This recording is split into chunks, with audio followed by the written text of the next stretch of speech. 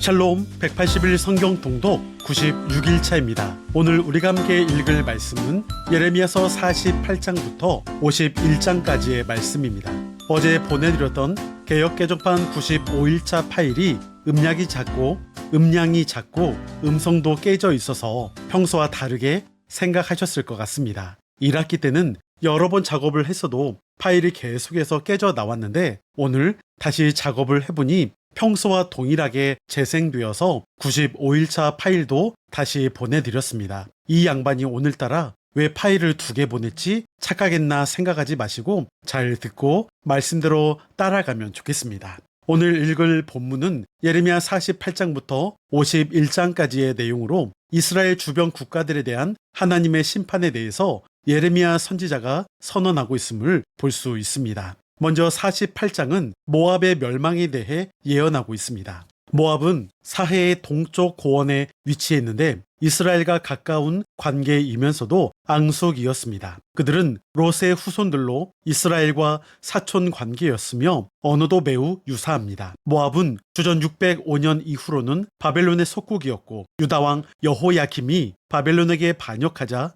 주전 598년에 바벨론을 도와 이스라엘을 치기도 했습니다. 그래서 선지자들은 모압을 이스라엘의 적으로 여겨왔습니다. 저자는 모압에 대한 멸망을 선포하며 그들의 죄악에 대해서 소개하고 있고 한편으로는 그들을 향한 애가와 회복에 대해서도 기록하고 있습니다. 49장은 이스라엘 주변에 위치한 5 나라들에 대한 예언을 말합니다. 이 5 나라는 암몬, 에돔, 다메섹, 게달, 엘람으로 바벨론 왕 느부갓네살이 가나안 지역에 처음 진군한 주전 605년 이후에 바벨론의 꾸준한 영향을 받다가 점차 쇠퇴해져 갔던 나라들입니다. 암몬은 모압처럼 자기 만족에 도취했던 때를 부끄러워합니다. 선지자는 암몬이 이스라엘의 영토인 갓 지역을 차지한 것을 두고 비난하고 있습니다. 에돔은 사해 남동쪽에 위치했던 국가로 야곱의 쌍둥이 형 에서로부터 비롯된 족속입니다. 출애굽 때부터 에돔은 이스라엘을 적대시했으며 그 이후로도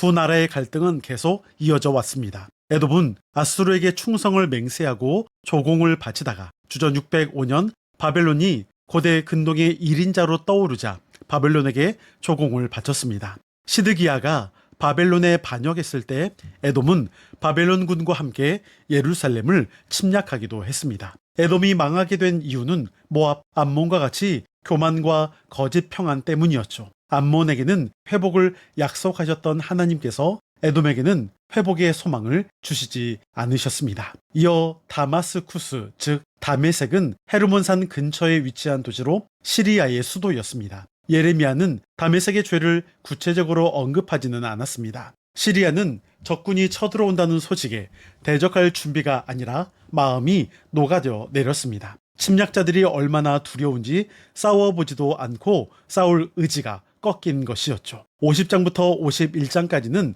바벨론에 대해 소개하고 있습니다. 무려 110절에 달하는 바벨론에 대한 메시지가 기록되어 있습니다. 이 예언은 예루살렘이 함락되기 6년 전 시드기야 왕 4년에 바벨론으로 갔던 사절단에 의해 바벨론에 있는 포로들에게 전해진 예언입니다. 이 예언은 공개적으로 낭독된 후에 유브라데 강에 던져졌습니다. 바벨론은 메대에 의해 멸망할 것인데 실제로 주전 539년 메대의 고레스 왕에 의해 멸망하게 됩니다. 바벨론은 어떤 곳이었을까요? 사방이 습지로 둘러싸인 사각형 도시였으며 도시의 전체가 2겹의 성벽으로 둘러싸여 있었습니다. 성의 출입은 8개의 문으로 통제되었습니다. 성내에는 거대한 인공산을 만들었고 아름다운 정원을 갖추었다라고 알려져 있습니다. 하나님은 겉으로 화려해 보이는 이러한 바벨론을 결코 내버려 두지 않으셨습니다. 이스라엘을 심판할 도구로 바벨론을 사용하기는 하셨지만 그렇다고 그들이 하나님의 백성으로 선정된 것은 아니었습니다. 오히려 바벨론은